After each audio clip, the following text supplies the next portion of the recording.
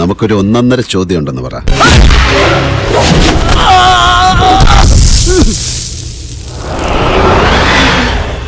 ഈ ഡീഗ്രേഡിംഗ് എന്ന് പറഞ്ഞുകൊണ്ട് അങ്ങനെ ഒരു രീതിയിലല്ല ഞാൻ ചെയ്യുന്നത്.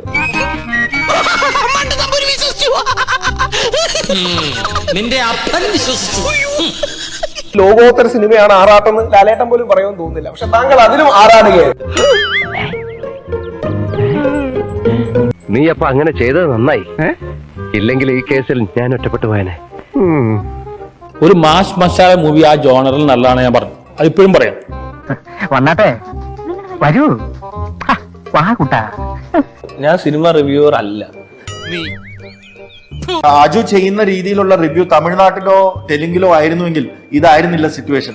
ഇതൊക്കെ കേസായി മാറിയിരുന്നുവെങ്കിൽ എനിക്ക് വേണ്ടി മാത്രം ഒരു കോടതി തന്നെ തുടങ്ങേണ്ടി വന്നേനെ. മലയാളത്തിൽ ഇത് ഇല്ലാഞ്ഞ സംഭവമൊന്നുമല്ല. നേരത്തെ മോഹൻലാൽ ഫാൻസും മമ്മൂട്ടി ഫാൻസും ഇതുപോലൊക്കെ തന്നെ അറ്റാക്ക് ചെയ്തുകൊണ്ടിരുന്ന ഓൺലൈനിൽ ആദ്യം ആരംഭിച്ചു.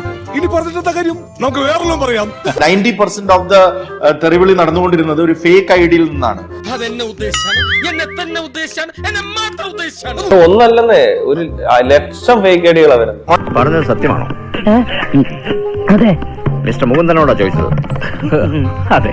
അറബിക്കടലിന്റെ സിംഹം എന്നൊക്കെ പറഞ്ഞൊരു ഭയങ്കര ബഡ്ജറ്റ് ഒക്കെ ഇട്ട് ഒരു സിനിമ ഇങ്ങോട്ട് വരുക. നീ ഒറ്റൊരുത്തം കാരണം മാനവ മര്യാദയ്ക്ക് ജീവിക്കുന്ന എനിക്ക് മനസമാധാനത്തോടെ വഴി നടക്കാൻ പറ്റാണ്ടായി.